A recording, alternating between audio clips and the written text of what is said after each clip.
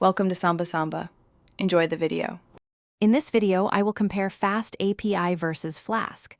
We'll explore their core differences and strengths to help you decide which is better for your next project. FastAPI is a modern, high-performance framework, while Flask is a lightweight, flexible micro-framework. Understanding their distinct features is key to making an informed choice for your web development needs. Let's dive into the details. When it comes to speed, FastAPI truly shines, often delivering performance on par with languages like Node, JS, or Go. Its native support for asynchronous operations, using a sync and await, allows it to handle thousands of concurrent requests with ease. Flask, by contrast, is synchronous by default, meaning you'll need additional extensions to achieve similar asynchronous capabilities. This makes FastAPI a strong contender for high-throughput applications.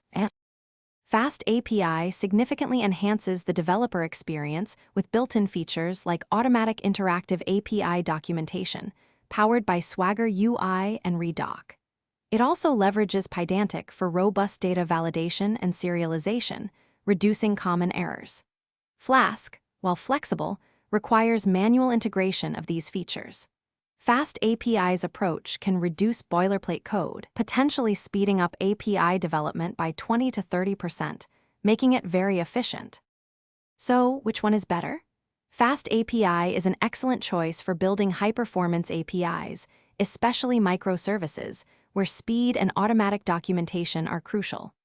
Flask, on the other hand, remains a fantastic option for smaller projects, rapid prototyping, or when you need maximum flexibility to choose your own components.